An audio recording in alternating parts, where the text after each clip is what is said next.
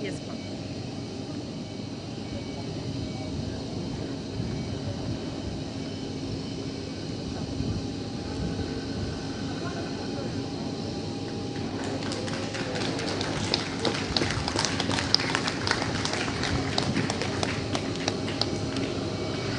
Okay na, okay na.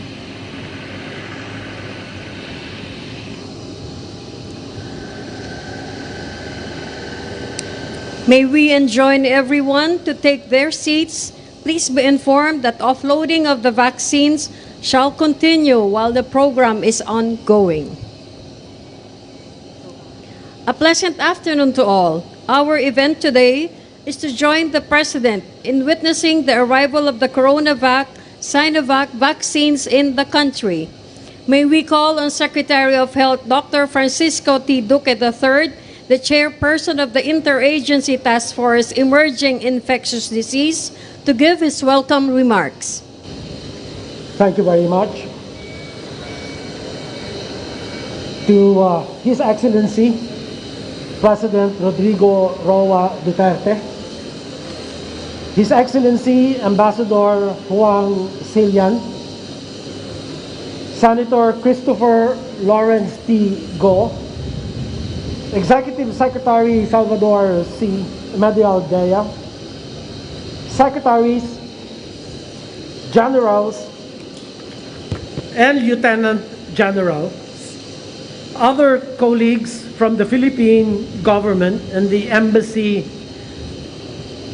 of the People's Republic of China, good afternoon. On behalf of the Interagency Task Force of IATF of the Philippines, it is my great pleasure to welcome all of you to this occasion. Allow me to extend our gratitude for the consistent support that the government of China has provided to the Philippines through this pandemic, from the deployment of the Chinese medical expert team in April last year, to donations of PPEs, test kits, and other equipment needed in our COVID-19 response and in our common battle to curb the pandemic and to improve regional health security. In the same spirit today, we are gathered here to receive the generous donation of 600,000 vaccines from the People's Republic of China. And this comes at much needed time as the Philippines is preparing to face the Herculean task of mounting the largest ever immunization program in terms of scale in our history. We deeply appreciate this benevolent gesture from the government of China. While these are challenging times, we express optimism that the Philippines and the People's Republic of China can work together towards a harmonious, sustainable, and healthy future. Truly, no one is safe until everyone is safe. Thank you very much. Thank you, Secretary Duque. At this point, may we call on His Excellency Ambassador Huang Silian of the People's Republic of China to the Philippines to give his remarks.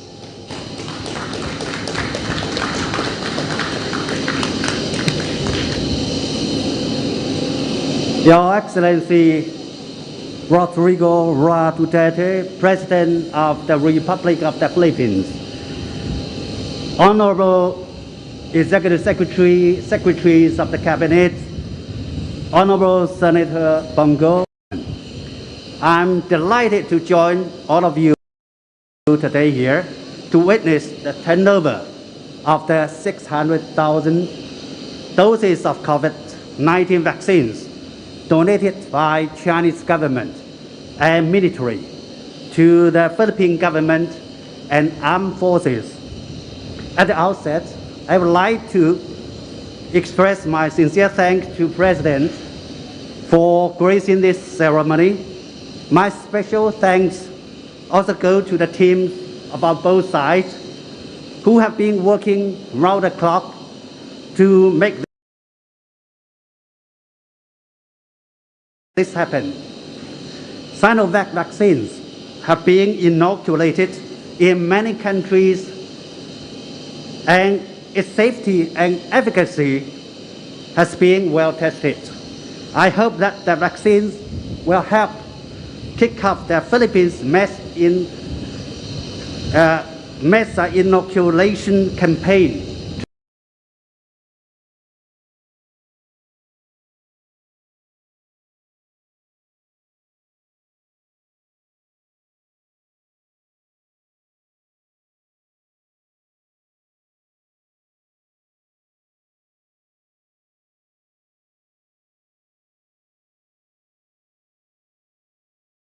honoring its commitment. China has rendered vaccine assistance to 53 countries and is exporting vaccine to 27 countries. This has demonstrated China's determination to fight the pandemic in the spirit of solidarity and to build a community. A friend in need is a friend indeed. It is a fine tradition between China and the Philippines to help each other in trying times. Despite the increasing domestic need of vaccines, China has decided to donate vaccines to the Philippines, and more Chinese vaccines procured by the Philippine government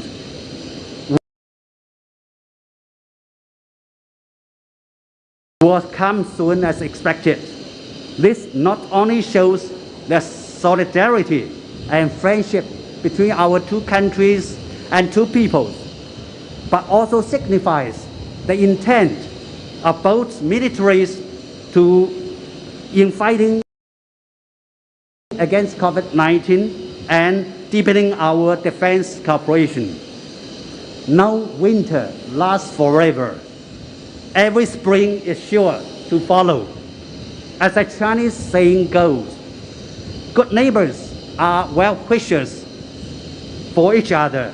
China was among the first to contain the virus and restore economic growth. We sincerely hope that the Philippines could control the pandemic to embrace economic recovery and normal life at the early stage. China will continue to do its utmost to support the Philippines until its president. Thank you, all colleagues and gentlemen. Mabuhay. Thank you. Thank you, Your Excellency Ambassador Huang Chilian.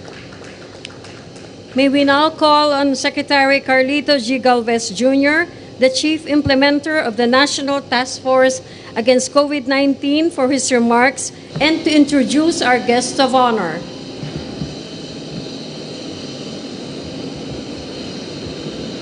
To our President, Rodrigo Roa Duterte, Sir, His Excellency Wang Xilian, the Ambassador of People's Republic of China, Senator Christopher Lawrence Tigo, my fellow cabinet members, Executive Secretary Mel de Aldea, I'd like to extend our Republic of China for its donation of 600,000 doses of Sinovac vaccines, which we received today.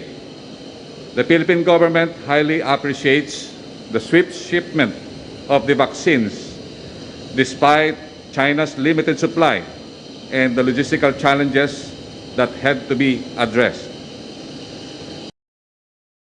The delivery of these vaccines is another test between the Philippines and China. Our countries have been longtime allies, and we are pleased that this partnership remains as strong as ever as we fight this global pandemic.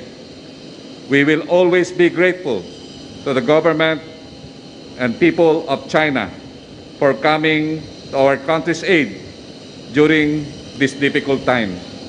Mr. Ambassador, my special thank you to you, sir, for living up with your promise. With the arrival of these vaccines, the Philippines will officially begin its vaccine rollout. The actual rollout program will start on Monday at PGH and other hospitals. As we ramp up our preparations for the vaccine rollout, we call on our countrymen to take part in this massive and historic immunization program. As our President had said, no one is safe until everyone is safe.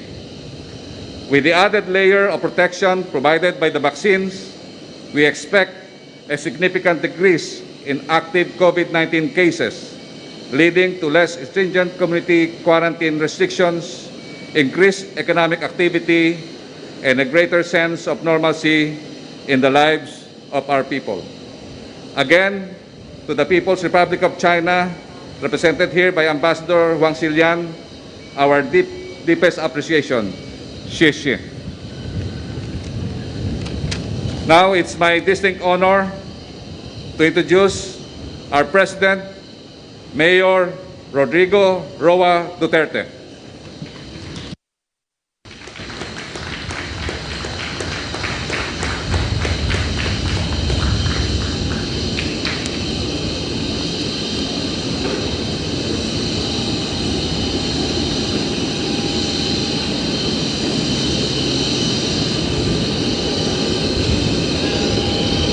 Executive Secretary Salvador Medaldia, kindly sit down.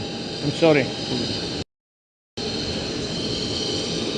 Foreign Affairs Secretary Teodoro Locsin Jr., the People's Republic of China Ambassador to the Philippines, His Excellency Wang Xilian, National Defense Secretary Delfin Lorenzana, Health Secretary Francisco Duque, Cabinet Secretary Carlo Nograles, Transportation Secretary Arthur Tugadi, and the other members of the Cabinet, the National Task Force Chief Implementer and Vaccine Czar, Secretary Carlito Galvez Jr., National Task Force Deputy Chief Implementer Secretary Vicencio Dizon, Senate Committee on Health and Demography Chairman Senator Bongo, AFP Chief of Staff Lieutenant General Serlito Subihana, and the other members of the Armed Forces of the Philippines, PNP Chief General, Police General Dibol Sinas, and the other members of the Philippine National Police, Philippine Commanding General Lieutenant General Jose Faustino, Philippine Air Force General Lieutenant General Allen Paredes, Philippine Navy Flag Officer in Command Admiral Giovanni Carlo Bacordo, Philippine Marine Corps Commandant General Ariel Kakulitan, PCG Commandant General George Orsabio Jr., mga kasama ko sa gobyerno, mga kababayan.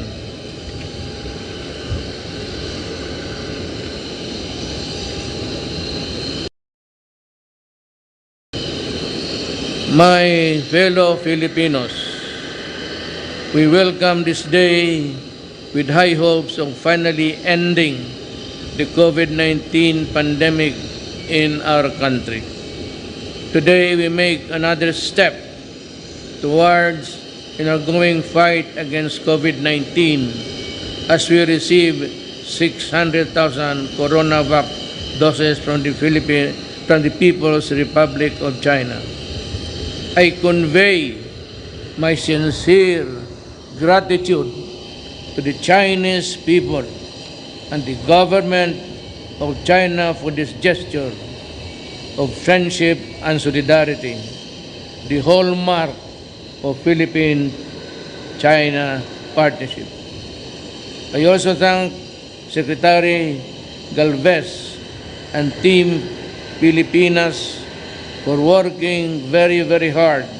And I would like to personally thank Ambassador Wang Silian for helping ensure the timely delivery of this donation. I said it before and I will say it again. COVID-19 vaccines should be treated as a global public good and made available to all. No people should be left to suffer the ravages of this pandemic for whatever reason. Comprehensive global recovery hinges on the equal and easy access by everyone to life-saving vaccines, because at the end of the day, as repeatedly said, no one is safe until everyone is safe. Countries must therefore continue working together and do everything humanly possible to ensure a good outcome of every person. With this very important shipment, I am confident that more batches of vaccines will be available with great dispatch until every Filipino will be given the chance to be vaccinated at the earliest possible opportunity. I wish to assure the public that your government remains committed to a timely rollout that will enable us to confidently reopen our society. The delivery of this first batch, I hope, will serve as a guarantee to everyone that we are taking a big step in our efforts to overcome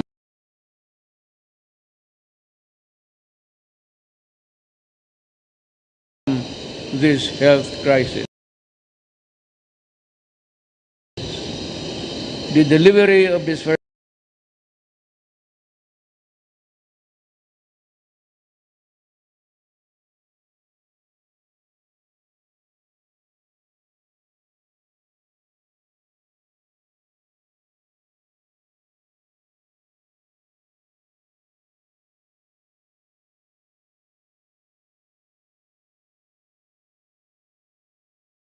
time or resources in the distribution of these vaccines, because we are dealing with precious lives.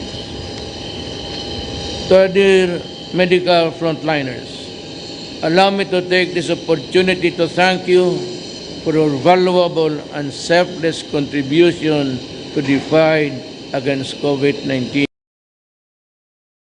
Sacrifices you continue to make every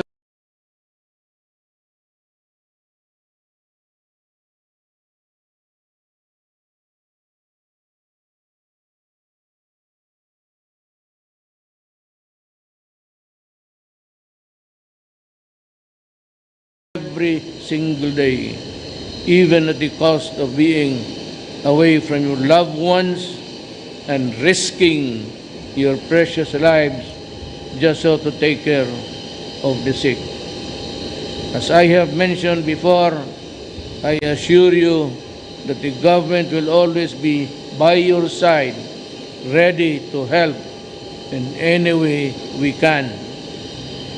To my fellow Filipinos, please set your fears aside. These vaccines are backed by science and deliberated on by our expert Filipino to get vaccinated at the soonest possible time and be a partner in preventing the further spread of the disease. To those who will be vaccinated, I also urge you to continue practicing health and safety protocols as we await for the final approval of all and more vaccines. Remember to wear masks, wash hands, and observe social distancing. Your cooperation here is key and will be undoubtedly saves numerous lives along. With the entire nation's support, I am confident that we will claim victory over this pandemic. Panahon ngayon para magbayanihan. Let us demonstrate unity in our shared task of nation building and healthier.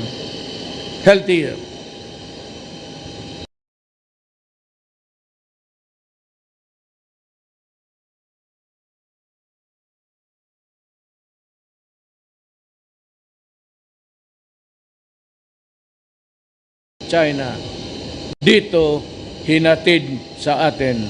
Maraming salamat po.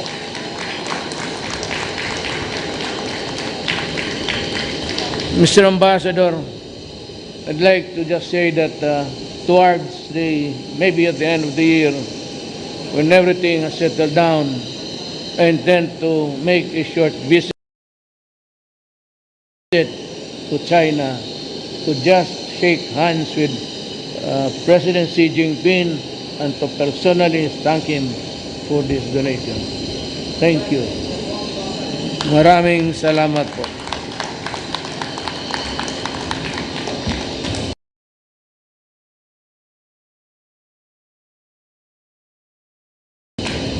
Thank you, Mr. President.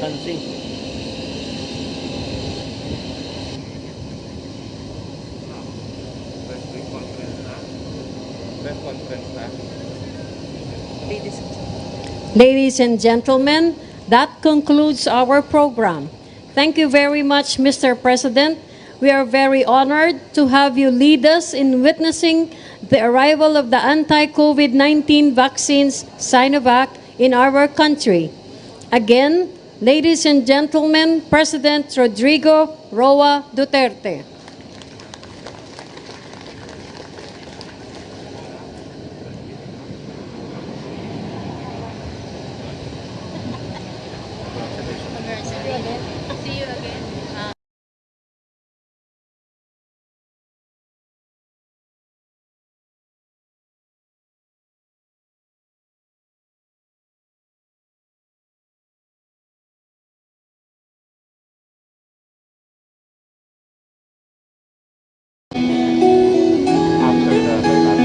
Sawa na ang bayan ko sa magnanakaw na tao.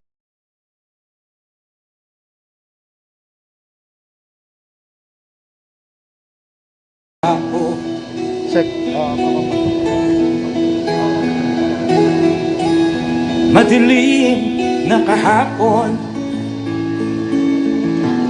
ikaw ang mag-aahon. Sa piling mo, di ko mawawala. May we request the secretaries? Tayo na, Pilipinas. Tayo na magbago. Hawak kamay tayo. May we request everyone to please take their seats. In few minutes, we shall resume our program. Ikaw at ako, tayong lahat kay Rodrigo Duterte, para sa tunay na pagbabago.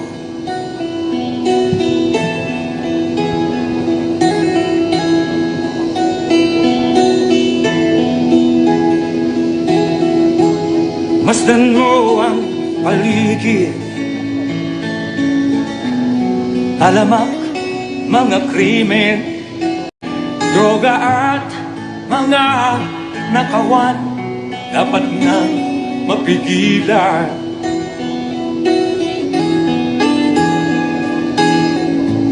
May we request the secretaries to remain on stage. Thank you. Tayo, hawak kamay tayo, para sa